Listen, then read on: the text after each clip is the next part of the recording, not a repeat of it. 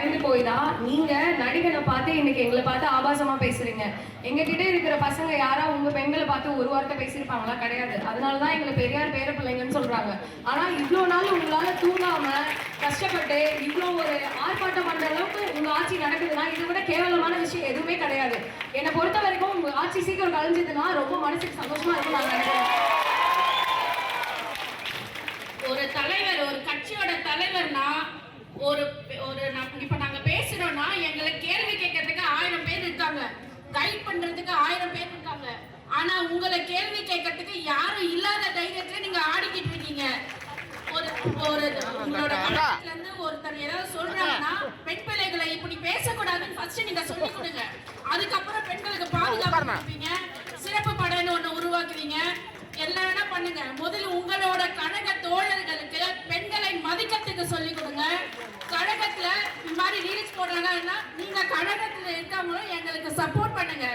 ஒரு bad comment பண்றாங்க, நீங்க ரீகமெண்ட் பண்ணுங்க. எங்களுக்கு நீங்க எல்லாரும் சப்போர்ட் இருக்கிற தைரியத்துல தான் நாங்க போஸ்ட் பண்றோம்.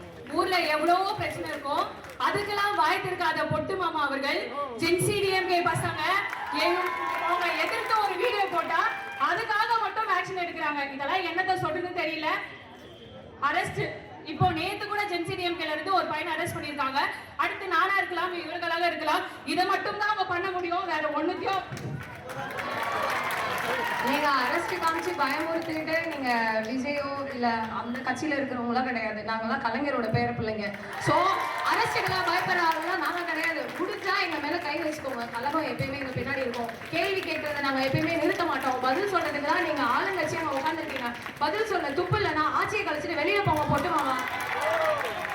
இந்த போராட்டம் வந்துட்டு வெறும் திமுக பெண்களுக்கு கிடையாது, தாவே கலர்க்கிற பெண்களுக்கும் தான். ஏன்னா அங்கேயே வந்துட்டு பாலியல் வன்கொடுமை அதிகமா இருக்கு.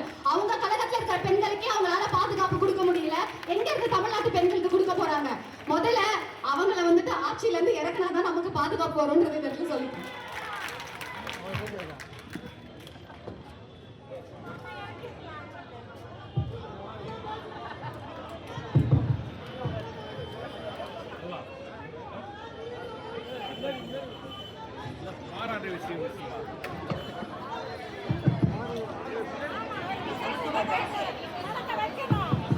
இன்னைக்கு வந்து நம்ம இந்திய தொலைக்காட்சியில் வரலாற்றில் முதல் முறையாக ஒரு கையெழுத்தை கூட பார்த்து போடுற ஒரு முதலமைச்சர் வந்து தமிழ்நாட்டில் இருக்கிறது ரொம்ப வந்து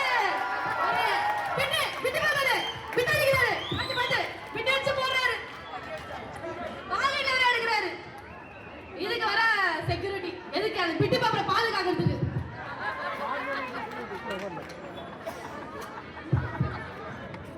கை வலிக்குது போட்டு பேசினாலும் இந்த ஆர்ப்பாட்டம் இங்க ஓயாது.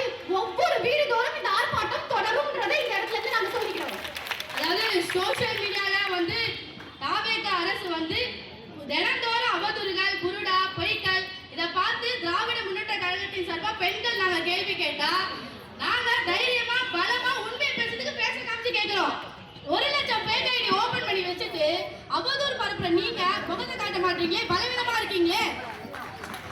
அதாவது எங்களுக்கு மட்டும், அதாவது திராவிட முன்னேற்ற கழகத்தில் இருக்கிற பெண்களுக்கு மட்டும் தான் எப்படின்னா எங்களோட சென்னை மாநகராட்சியின் மேயர் பிரியா மேடம் அவர்களுக்கும் ட்ரோல், அந்த ட்ரோலை தட்டி உடைச்சு நாங்க வெளியே வருவோம். அதாவது வெற்றி தோல்வி என்பது திராவிட கழகத்துக்கு புதுசல்ல. நீங்க ஆல்ரெடி எங்கெங்கதான் வந்து சேர்ந்த கூட்டம் தோல்வி அடைஞ்சுதான் அந்த கூட்டம் கண்ணுக்கு தெரியாம போயிருக்கும். இப்ப நீங்க இருக்கிறது ஒரு யானை பல்ல நினைச்சிட்டு இருக்கீங்க. ஆனா எறும்பு மாதிரி நாங்க வந்துகிட்டே இருக்கோம். நாங்க ஒரு காதுல ஒரு கடிச்சோம்னா நீங்க தாங்க முடியாது. நாங்க பெண் புலிகளாக பாய தயாரா இருக்கோம். நன்றி, வணக்கம். பெரியாரின் சுயமரியாதை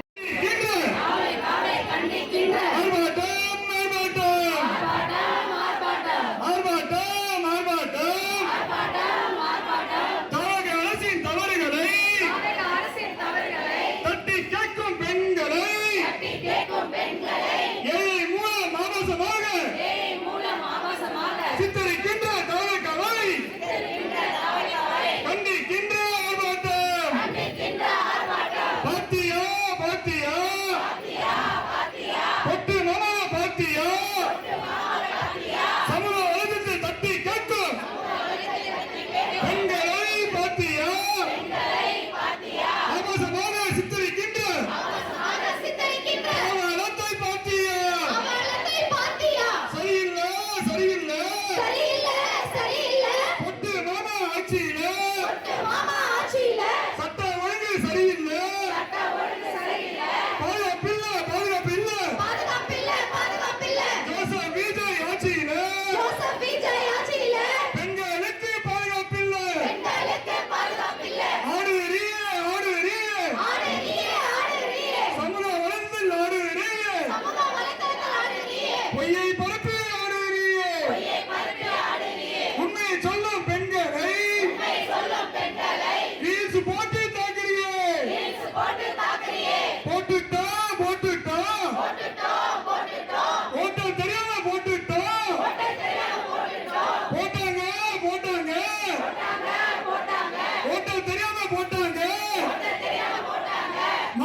போச்சு மானம் போச்சு